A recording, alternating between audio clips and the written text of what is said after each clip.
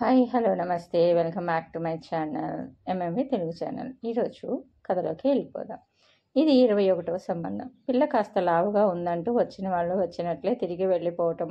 పెళ్లి చూపులకు వచ్చిన వాళ్ళు వెళ్ళిపోయాక కాఫీ గ్లాసులు పలహార పళ్ళాలు తీస్తూ అంది విశాలాక్ష్మి.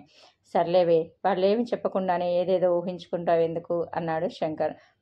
అనుకోవడానికి ఏముంది, వాళ్ళ మొహాలు చూస్తేనే తెలిసిపోయింది ఇది కుదిరేది కాదని. అసహనం కోపంతో గట్టిగా అంది. వీళ్ళిద్దరి మాటలు వింటూనే ఏమీ పట్టనట్లుగా ప్లేట్ నిండా కారపూస బూందీ రవ్వలడ్డు పెట్టుకొని తింటుంది మంజరి.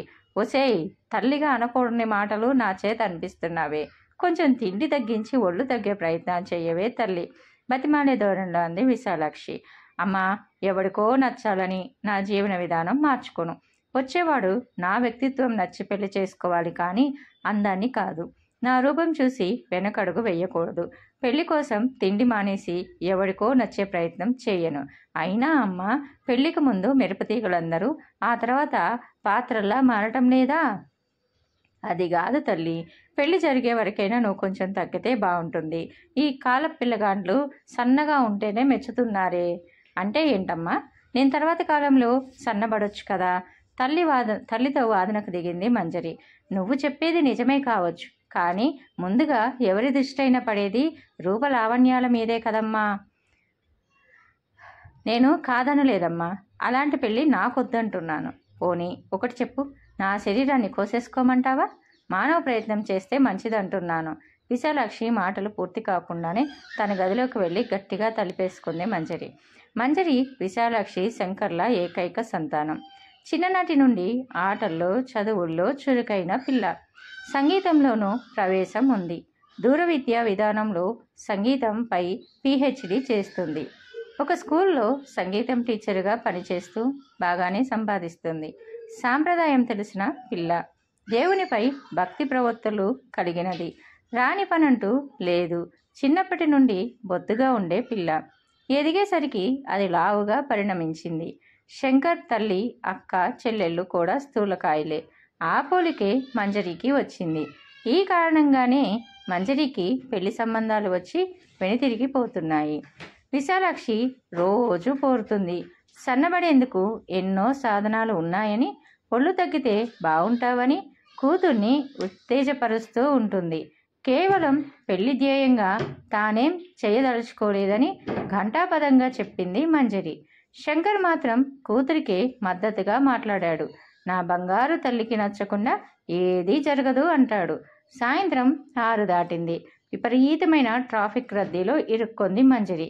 తాబేలు నడకలా కదులుతుంది ట్రాఫిక్. చుట్టూ వాహనాలే. ఎప్పటికీ బయటపడతానో అనుకుంటూ యాక్టివా ముందు భాగం మీద చేతులు ఉంచి చూస్తూ కూర్చుంది. జాగ్రత్త సుమండి, బండి విరిగిపోగలదు. వెనక బైక్ మీద ఉన్న కుర్రాళ్ళు తననుద్దేశించి అన్నవే ఆ మాటలని గ్రహించి రివ్వున వెనక్కి చూసింది. ఫేస్ వాల్యూ అదిరిందిరా, నిర్ధారించాడు ఇంకోడు. ఒక్క ఉదుటిన బండి తాళం వేసి గబగబా ఆ బైక్ దగ్గరికి వెళ్ళింది. బైక్ లాక్ చేసి కీస్ తన చేతుల్లోకి తీసుకుంది. దిగండిరా అంది మంజరి. ఆ కుర్రాళ్ళు బిత్తరపోయారు. ఆమె వంకే చూస్తూ దిగారు. స్తంభించిన ట్రాఫిక్లో చుట్టుపక్కల వాళ్ళకి ఇదో వినోదం అయింది. ఏరా, మీరు నాకేమన్నా రూపాయి కానీ ఇస్తున్నారా? తిండి కానీ పెడుతున్నారా? అడిగింది. వాళ్ళు చేష్టలుడిగి చూస్తుండిపోయారు. చెప్పండి అని గద్దించింది. లేదన్నట్లు తలూపారు. మరి మీకెందుకురా నా సంగతి? నేనెంతలా ఉన్నా మీరు ముయ్యరు కదా. ఒకరిని ఎగతాళి చేయడం మాని మీరేంటో మనిషిగా మీరెక్కడో ఆలోచించుకోండి. టేక్ కేర్ అంటూ వేలు చూపిస్తూ తన బండి దగ్గరకు వచ్చింది. వెనుక నుండి హారన్లు అదే పనిగా మోగుతుంటే బండి స్టార్ట్ చేసి ముందు కురికించింది మంజరి. Hi miss. కొత్త గొంతు. పలకరింపుతో వెనక్కి తిరిగి చూసింది. ఎవరో ఆ జానుబాహుడు. ప్రశ్నార్థకంగా మొహం పెట్టింది ఏమిటి అన్నట్లు. ఆశ్చర్యపోకండి, నేనెవరో మీకు తెలియదు. మనకు 5 పైసల పరిచయం కూడా లేదు. నిన్న ఇదే సమయానికి ఆ కుర్రాళ్ళకిచ్చిన క్లాస్కి ముగ్ధుడినయ్యాను. అనుకోకుండా ఈరోజు మిమ్మల్ని దర్శించే భాగ్యం పొందాను. అనర్గళంగా మాట్లాడుతున్న అతన్ని చూసి అయితే ఇప్పుడేమిటి అన్నట్లు కళ్ళెగరేసింది. ఎనీవే, నా పేరు హితేష్. మీ పేరు తెలుసుకోవచ్చా? మంజరి అంది చిన్నగా. చాలా బాగుంది మీ పేరు. ఇంతకు మీ బండి ఏమైంది? బస్సులో వచ్చారేం అన్నాడు. అది ఇప్పుడు మీకు అవసరమా? అవసరమే మిస్ మంజరి. మీతో స్నేహం చేయాలి అనుకుంటున్నాను. మీకు అభ్యంతరమా? చాలా ఉంది. అయినా మీరెవరో తెలియకుండా మీరు నాతో స్నేహం చేయడానికి ఎలా అంగీకరిస్తాను? 2-3 సార్లు మాట్లాడితే కదా తెలిసేది. ఏదో సినిమాలో డైలాగులు చెప్తున్నాడేంటి అనుకుంది ఆమె. మిస్టర్ హితేష్, ప్లీజ్, నాకు ఇలాంటి వ్యవహారాలంటే చిరాకు. మీ పని మీరు చూసుకుంటే బాగుంటుంది అన్నట్లు ఒక చూపు చూసి ఖాళీ అయిన ఒక సీట్లో కూర్చుంది. అమ్మా, ముందే చెప్తున్నా, రాబోయే వాళ్ళకి నా ఎత్తు నా లావు గురించి ముందే చెప్పండి. తీరా వచ్చాక వాళ్లకు నేను నచ్చకపోవటం, నువ్వు నాకు గీతోపదేశాలు చేయడం వద్దు దయచేసి ఖరాఖండిగా చెప్పేసింది. ఈ అగ్గిపరాటికి పెళ్ళై అత్తవారింటికి వెళ్ళి అక్కడ ఎలా మసలగలుగుతుందో అనుకుంటూ నిట్టూర్చింది విశాలాక్షి. వైలెట్ కలర్ మెత్తటి క్రేప్ చీరలో మంజరి శరీర ఛాయకు చక్కగా ఉంది ముద్దబంతి పువ్వుల. పెద్ద జడ, కనకంబరాలు, మల్లెలు, జాజులతో నిండుగా ఉంది అనుకున్న సమయానికి పెళ్లివారు వచ్చారు. తనకు పెద్దగా ఆసక్తి లేనట్లు తలదించుకొని కూర్చుంది. నువ్వు కూడా అబ్బాయిని ఒకసారి చూడమ్మా. ఒకసారి చూసినంత మాత్రాన ఏం తెలుస్తుంది? కొంతసేపు మేమిద్దరం మాట్లాడుకుంటాం. పరిచయం ఉన్న గొంతు వినిపించగానే తలెత్తి చూసింది. అతనే, బస్సులో కనిపించిన అతను. తన వైపే చూస్తూ కళ్ళతోటే అల్లరిగా నవ్వాడు హితేష్. ఇద్దరు మేడ మీదకెళ్ళారు. ఇప్పుడు మీ గురించి తెలుసుకోవచ్చా? చిలిపిగా అడిగాడు. ఏం తెలుసుకోకుండానే వచ్చారా? అడిగింది మంజిరి. చదువు, సాంప్రదాయాల గురించి తెలుసు, కానీ మీ అభిరుచుల గురించి తెలుసుకోవాలని ఉంది. నాకైతే వర్షంలో ఐస్ క్రీమ్, మండుటెండలో వేడివేడిగా ఛాయ్ తాగుతూ మిరపకాయ బజ్జీలు తినటం చాలా ఇష్టం కసిగా చెప్పింది. వావ్ వావ్, అద్భుతం, మీది గొప్ప టేస్ట్ అండి. సంభ్రమంగా చూసింది అతన్ని. ఇంకా చెప్పండి అడిగాడు హితేష్. నా గురించి కాదు, మీ గురించి చెప్పండి అంది మంజరి. నాకు వేడివేడి అన్నంలో నాటుకోడి పులుసులో మీగిడ పెరుగు వేసుకొని ఓరుగల్లు మిరపకాయలు నంచుకొని తింటే నా సామిరంగా ఏముంటుంది అని మైమరిచిపోయి చెప్తున్నాడు. చిన్నగా తగ్గింది. అలాగే మిర్చిలా ఘాటుగా ఉండే మీలాంటి అమ్మాయిల ధైర్య సాహసాలంటే ఇష్టం. ఎన్ని తెలుసుకొని ఏం లాభం? నా రూపం చూసి కాదు, గుణం చూసి నన్నగా మెచ్చేవాడు కావాలి నాకు అనుకుంది మనసులో. మీరు వెళ్ళిపోతారు, అది సర్వసాధారణం అంది. నోనో, మీరు పొరబడ్డారు. మీ సంబంధం వచ్చాక ఫోటో చూశాకే నిర్ణయించుకున్నాను మిమ్మల్నే పెళ్లి చేసుకోవాలని. ఆ రోజు బస్సులో పలకరించింది కూడా అందుకే. తన అభిప్రాయాలను వెల్లడించాడు హితేష్. అతని ఇష్టాన్ని గమనించింది, కానీ బయటపడలేదు. ఏం, నేను నచ్చలేదా? నాకు కొంచెం సమయం కావాలి అంది. మాకందరికీ ఇష్టమే. ఇంకా మా అబ్బాయికి మీ అమ్మాయి బాగా నచ్చింది. ఏ విషయం కబురు చేయండి అని చెప్పి వెళ్ళారు హితేష్ తల్లిదండ్రులు. ఏమ్మా, అబ్బాయి శుభప్రదంగా ఉన్నాడు. ఒక్కడే కొడుకు, ఒక ఆడపడుచు. మాకు బాగా నచ్చాడు. నీ నిర్ణయం చెబితే వాళ్ళకి తెలియచేస్తాను అన్నాడు శంకర్. నాన్నగారు, నాకు కొంచెం సమయం కావాలి అంది తండ్రి భుజంపై తలవాల్చి. సరే తల్లి, నీ ఇష్టం అన్నాడు. ప్రతిరోజు ఏదో ఒక వంకతో హితేష్ స్కూల్ వరకు వస్తున్నాడు. నాతో మాట్లాడాలని, నన్ను ఇంప్రెస్ చేయాలనే ప్రయత్నాలు నాకు నవ్వు తెప్పిస్తున్నాయి. నిజంగా ఇతను నన్ను ఇంతగా ఇష్టపడుతున్నాడా, లేక నేను భ్రమలో ఉన్నానా అని ఆలోచిస్తుంది. హే మంజరి, మొన్న పెళ్లి చూపులు అయ్యాయంట, చెప్పనే లేదు. ఏంటే విషయం? నీ కాబోయే మొగుడిని చూపించవా నాకు అంటూ వచ్చింది శ్రీలేఖ. అదేం లేదే, నేనే ఎటూ తేల్చుకోలేకపోతున్నానే. మనసు గందరగోళంగా ఉంది. సరే, నాకు డ్రాయింగ్ క్లాస్కి టైం అయింది. లంచ్ బ్రేక్లో క్యాంటీన్కి వెళ్ళి మాట్లాడుకుందాం అంటూ హడావుడిగా వెళ్ళింది శ్రీలేఖ. నేను కూడా క్లాస్కి వెళ్ళాను. పిల్లలకు సంగీతం క్లాసులు పూర్తి అయ్యాక ఆఫీస్ రూమ్లో కూర్చున్నాక కానీ మనసు స్థిరంగా లేదు. ఎందుకు నేను హితేష్కి ఓకే చెప్పలేకపోతున్నాను?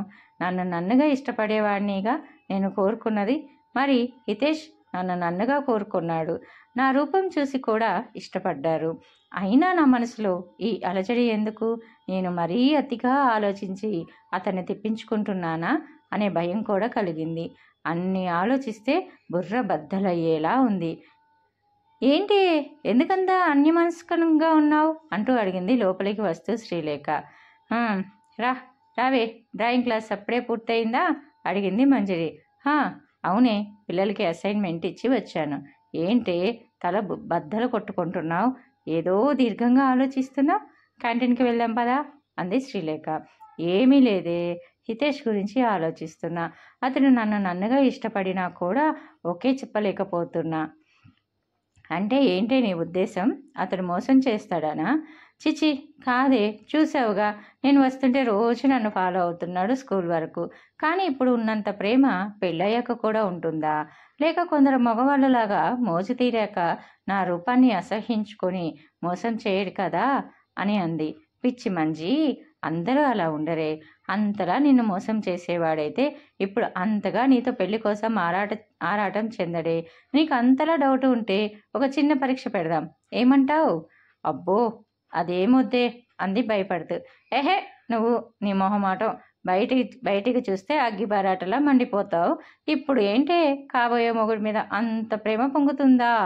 అది కాదే, ఇలా చేశా అని తెలిస్తే చిన్నబుచ్చుకొని వదిలి వెళ్ళిపోతాడేమో.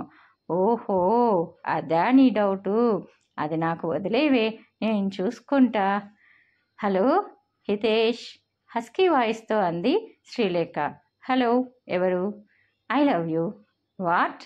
ఏం మాట్లాడుతున్నావు? ఎవరు నువ్వు? నేను స్కూల్లో చూసా. ఆ బోండం మంజరి కోసం వచ్చావుగా, అప్పుడే చూసా. నీ లవ్లో పడిపోయా. నేను నిన్ను ప్రేమిస్తున్నాను. హే, ఆర్ యు మ్యాడ్? లేదు బాబు, నీ ఆలోచనలతో పిచ్చెక్కిపోతుంది. నువ్వు ఒప్పుకుంటే నేను నీ దాన్ని అయిపోతాను, లేదంటే చచ్చిపోతాను. హలో మిస్, నేను ఆల్రెడీ ఆ అమ్మాయికి మనసిచ్చాను. పెళ్లి చూపులు కూడా అయ్యాయి. ఆ అమ్మాయి కోసం వెయిట్ చేస్తున్నాను. ఎవరు? బోండం మంజరీనా? అదెలా నచ్చింది నీకు? What non sense. బోండం ఏంటి? సరిగ్గా మాట్లాడు. ఇంకోసారి ఆ అమ్మాయి గురించి తప్పుగా మాట్లాడితే బాగుండదు. Mind it.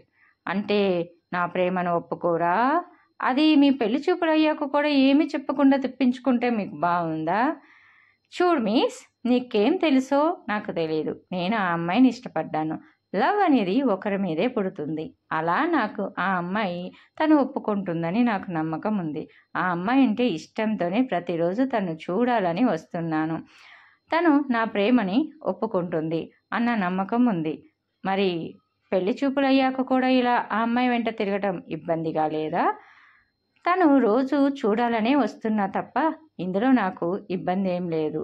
అబ్బో అంటూ గారాలు పోతూ నవ్వుతుంది శ్రీలేఖ. ఆ పక్కనే ఇంకో స్వరం. ఆపవే ఇంకా అంటుంది. హలో బావగారండి, మా ఫ్రెండ్ మాట్లాడుతుందంట. హలో బావనా? ఇంతకు మీరెవరు? సారీ అండి, అది నా ఫ్రెండ్. ఏదో సరదాగా ఆట పట్టించడానికి చేసింది అంది మంజరి వాయిస్ వినగానే పర్వాలేదులేండి, మీ డౌట్ క్లియర్ అయిందా అండి అన్నాడు నవ్వుతూ. అయ్యో అలాంటిదేం లేదండి అంది. నాకు తెలుసండి, అవేం నేను పట్టించుకోను. ఇప్పటికైనా ఈ ప్రేమకుని ఒప్పుకుంటారా? నాది స్వచ్ఛమైన ప్రేమ అని ఒకసారి మీ చేతిని పట్టుకుంటే జీవితాంతం వదలనండి. అయ్యో మరేమో అదండి. మీరు ఇంకేం చెప్పకండి. మీ సందేహం తీరినట్లయితే మరి నాకు ఓకే చెప్పినట్లేనా? మా ఫ్రెండ్ సిగ్గుపడుతుంది బావా, మీకు అర్థం కాకుంటే ఎలా? Thank you Manjari phone cut చేసి తనలో తానే నవ్వుతున్నాడు. ఏమే, నీ డౌట్ క్లియర్ అయిందా? శ్రీలేఖ అడిగింది. ఏమోనే, నాకు ఇంకా గుండె దడగా ఉంది. ఆయన ఫీల్ అయ్యారేమో అని అంది మంజరి. గురుడు చూస్తే ఫీల్ అయ్యాలా లేడే, నిన్ను బాగా అర్థం చేసుకున్నాడలా ఉన్నాడు. గుడ్ సెలెక్షన్ మంజరి అంటూ వాటేసుకుంది శ్రీలేఖ. ఐ లవ్ యూ నా ముద్దుల బొండం, ఐ లవ్ యూ అని మెసేజ్ చేశాడు. యూ నన్ను బొండం అంటావా అని మనసులో అనుకొని నవ్వుకుంది. ఐ లవ్ యూ టూ అని మెసేజ్ చేసింది. యాహూ అంటూ ఎగిరి గంతేశాడు. ఆ తర్వాత తేరుకొని రోడ్డుపై ఉన్నా అని గ్రహించి 2 చేతులు జేబులో పెట్టుకొని నడుచుకుంటూ వెళ్ళాడు. అంగరంగ వైభవంగా తమ ఒక్కగానొక్క గారాల పట్టి మంజరి పెళ్లి హితేష్తో శాస్త్రోక్తంగా జరిపించారు శంకర్, విశాలాక్షి.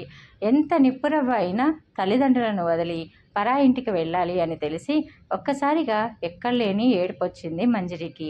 ఎన్ని తిట్టినా టైంకి తినిపించే అమ్మ, ఏది అడిగినా చిటికలో తీసుకొచ్చే నాన్న, అందరినీ వదలలేక మెట్టు నిండా అడుగుపెట్టింది.